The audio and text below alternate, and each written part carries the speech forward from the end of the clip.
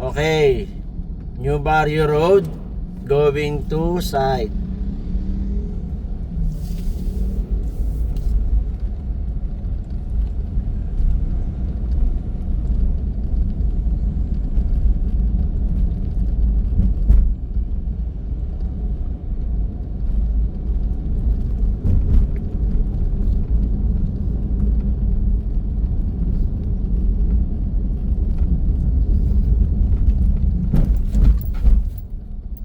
So ito yung main entrance ng Amaya Escape San Fernando.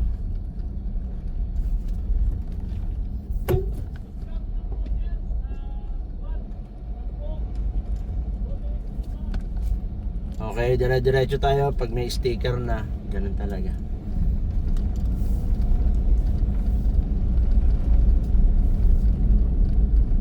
So itong bungad na to is future development.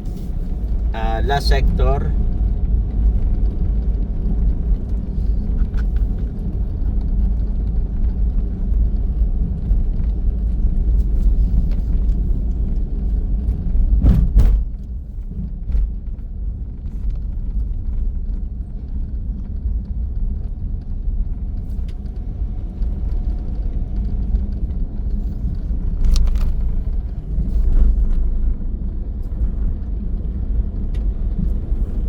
So ito na yung mga unang bahay dito sa main road.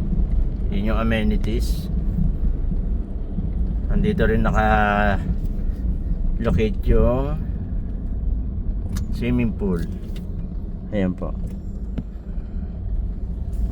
Yan din po yung swimming pool.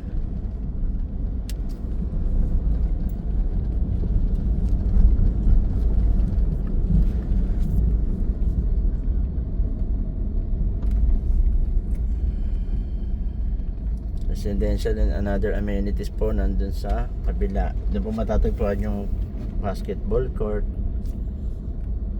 tsaka children's playground meron din. So ito na po yung mga bahay. Yung sector 2, ito po yung sector 2 natin.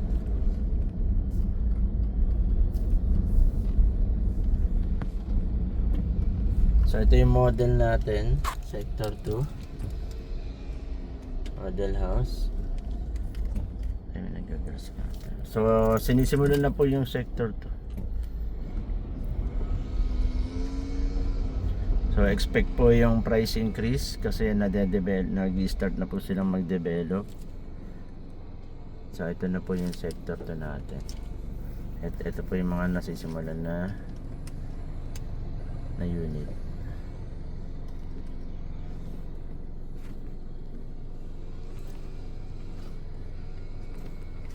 Okay, atras.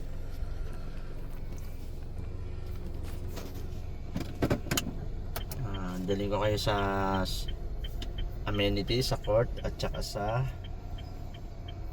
pavilion and children's playground. Dito lang siya.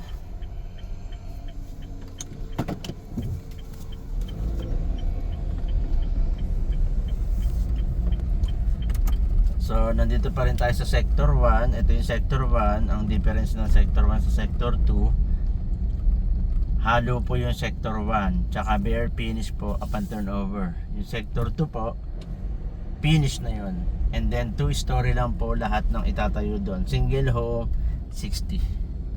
So ito po yung basketball natin, basketball court. Meron po tayong sariling tangke. Ayan po. Ito po yung mga sample na pina-expand na unit. Pwede po yan sa atin. Ito po yung basketball court. Ito po yung pavilion. So ito ang advantage ng mga nag-avail nung una. Nakuha nila yung unit sa harap ng garden, hindi sa harap mismo ng daanan ng sasakyan. So much better to, lalo na sa may mga bata na kasama. Pwede silang mag-play dyan sa labas ng unit nyo. So may mga unit na available pa sa sector 2 na ganyan with pavilion with garden sa harap.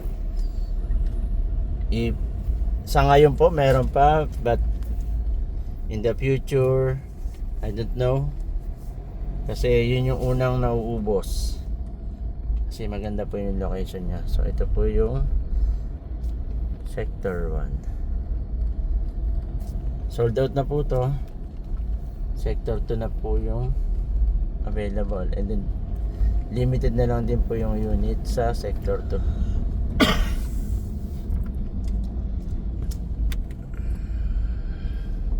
Ito po, sample na pina-expand na unit. Ito rin po, sample na pina-expand na unit. So ayan po.